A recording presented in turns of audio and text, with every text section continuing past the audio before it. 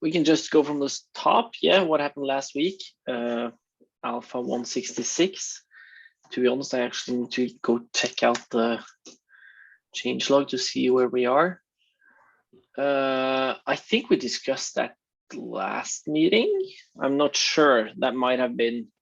We discussed some of the changes that were supposed to come in 166 last meeting, like experimental support for class decorators. Again, that's not documented yet, but it works, and I'm using it in the new Scrimba rewrite.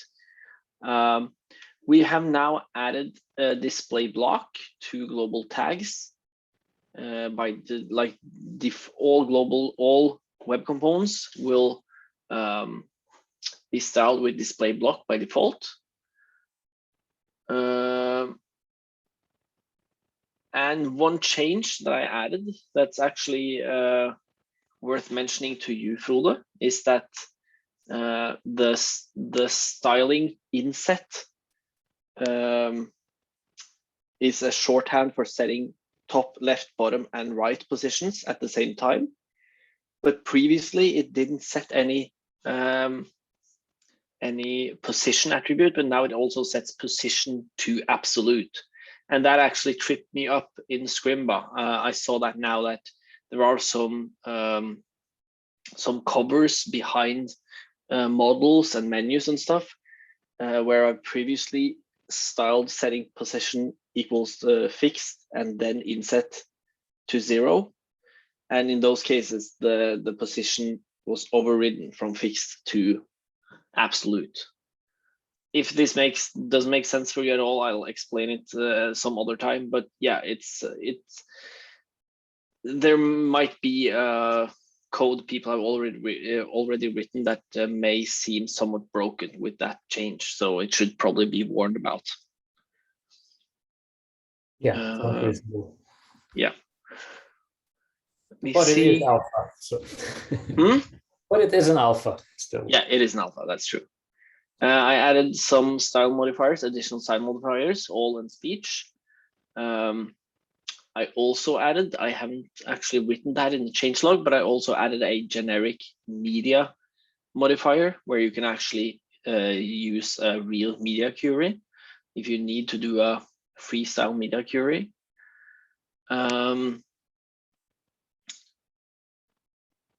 Yeah. So that was, yeah, and we added the teleport tag by Abdullah, which was really great. I changed a few minor things with it, but that was just like internal implementation stuff. I haven't used it for anything but global just yet, but it seems to be working fine, and it's pretty cool. So that's the first really meaningful feature contribution since the beginning of Imba. So that's really nice that other people have started contributing. So I'm very honored. Yeah, that is cool. Have done this. Yeah, very cool. I'm looking forward, to more contributions. Yeah, and that's actually pretty cool. I think for the next alpha, like 168, there will be a pretty large rewrite of how we do DOM insertions, like what methods we actually call whenever we insert or remove elements and fragments and lists and stuff like that. And the reason I had to do that was because previously you always use the native like append child, replace child, remove child and stuff everywhere, and that made it extremely difficult to actually hook into certain parts of the life cycle. So for example, if you want to be able to add some transitions to an element when it is being removed from the DOM, you obviously need to be able to intercept that removal and actually delay the removal and do some animation and stuff. So I rewrote that to use, I hope the performance will be as good as it was. There may be some regressions in that area, probably not big ones, but if there are regressions, I'm sure we can add some clever optimizations again, where we actually just default to the native stuff, and when it encounters elements that has transitions or has anything else that actually needs to use these hooks, it will de-optimize certain functions that are used by the DOM reconciler. But yeah, it was a very good cleanup. There are some parts remaining, but there will be now a much more consistent set of internal methods on DOM elements that Imba actually uses throughout the DOM reconciler. So this will make it possible for people to hook into whenever an element is being added anywhere, or when an element is being removed anywhere. And then you can do things like start transitions, delay the actual removal of an element, or even just not remove it altogether. So that if you have an if statement and then you have some sort of model or something inside of there, you can now easily make that model animate in.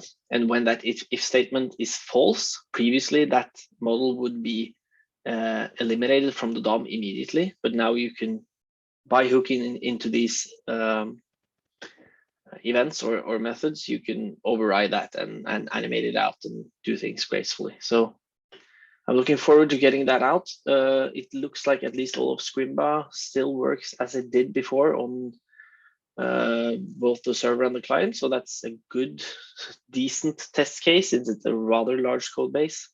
But there may be some bugs or problems I did not foresee. But I'm also, as part of this, I also discovered a bunch of bugs. I think many of them, or some of them, have been reported before.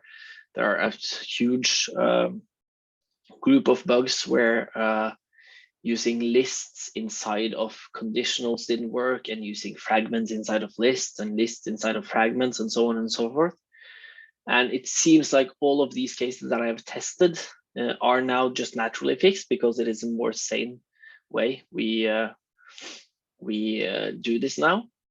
I will test tomorrow. I think I will test the slot within a slot, or passing a slot through to children, the issue Abdella posted about, and I'm eager to see if that works out of the box now, or if we need to do some additional tweaks. But yeah, I hope to fix that as well. Would this be like lifecycle methods? And if so, do you have names for them already, or? Yeah, so in general, I think the regular lifecycle methods that we have now should be sufficient for public use, like for most regular people, I guess. We could expose some of them that would be, they don't have names like that now. They are private methods, but their names are, let me see. It's essentially with the hash in front of them, like the meta, they are symbolic properties or symbolic methods. It is insert child, replace child, and remove child. This is for actually like altering how the parent deals with inserting things. These are not something you would want to mess around with ever, essentially, unless you're creating your whole own sort of rendering thing that doesn't even use DOM elements, because that's possible, I guess. The ones you would be interested in is remove from, replace with, and insert into. Those are the three. Essentially, it's mostly just remove from and insert into that you need to care about. These are the methods that you can override to change the behavior of what you want to happen.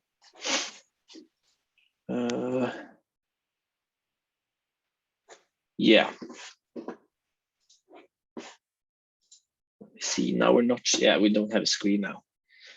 Should probably have at least shared the screen.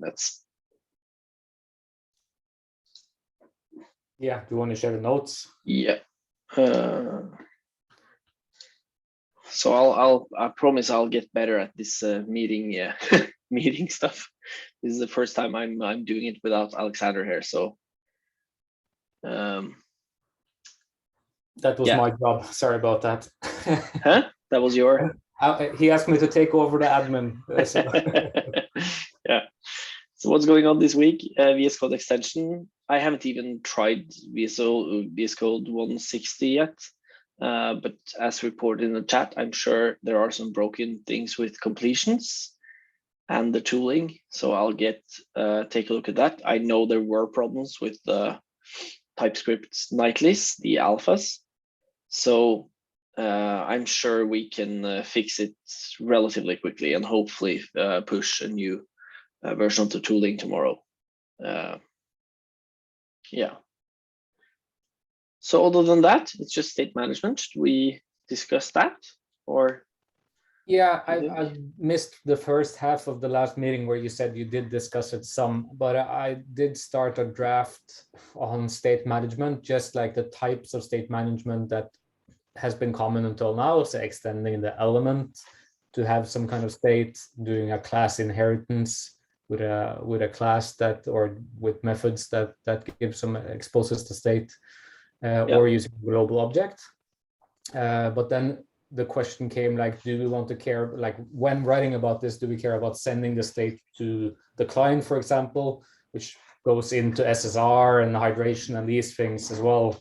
Where we could give examples from what we do with Scrimba, because we actually do two different ways there, right? With both the endpoint, the me endpoint, and passing a sort of a fake file or common JS.